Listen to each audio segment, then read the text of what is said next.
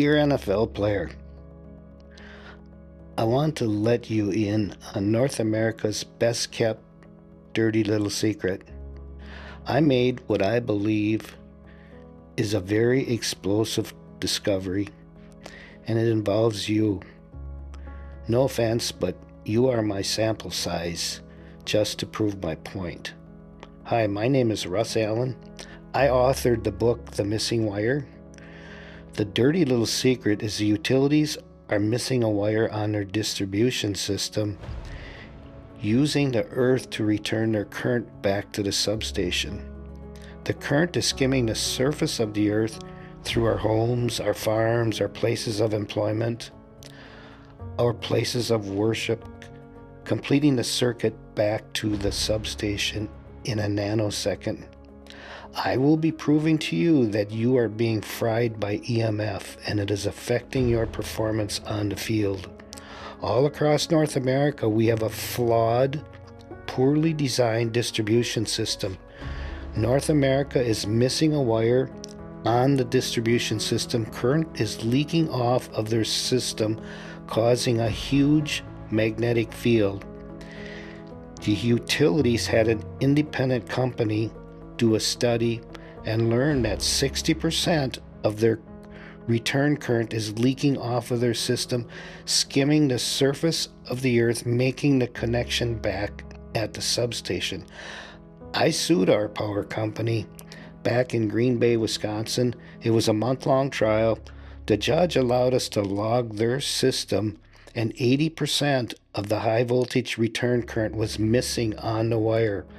I don't just have someone complaining about being fried by EMF because they had their cell phone in their back pocket. I have a large sample size when teams are being affected by EMF. I have 20 years of history in my book, The Missing Wire. It shows up on the playing field. I have a large, irrefutable sample size. The 60 to 80% of the current that's leaking off of their system takes all paths back to the substation. There will be the most current on the path of least resistance. We measured EMF as far as 500 feet away from the power lines. In other words, when conditions are not in your favor, you are being fried while you are sleeping.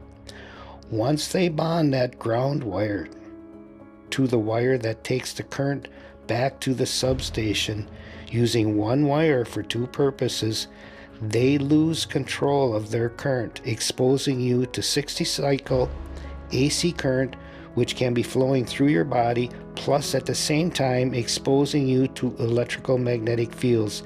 This must get fixed. It's affecting all of us. The utilities need to control their current by running another wire. Our bodies are our sanctuary space and needs to be off limits to the utilities' dirty pollution. Instead, we see power companies fund research and trying to tell us that it's okay and we'll adjust.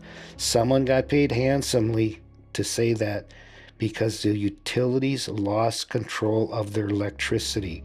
Not sure if you had a chance to watch Full Measure this past Sunday, but you don't need to be a read between the lines expert to see that AI will be putting more load on the distribution system that is flawed and missing a wire that Thomas Edison warned us about from day one. Utilities across America are in court every day and are billing billions and billions of dollars in legal fees back to the consumer because of our dirty politicians who have an irresistible urge to enrich themselves, whether it be utility stock or other means.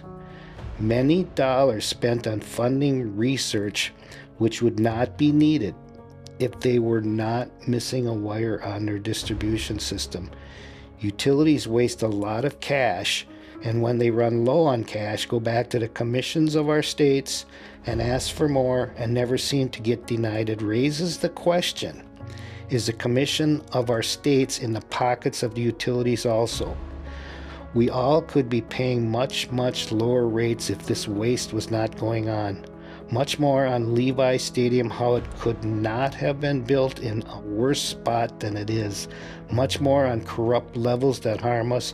Much more on fraudulent research that was done at the University of Wisconsin-Madison to protect the utilities. I personally feel that the DOJ or J.D. Vance or Kash Patel should be looking into this matter. It's a matter of national security. Thank you very much, Russ Allen.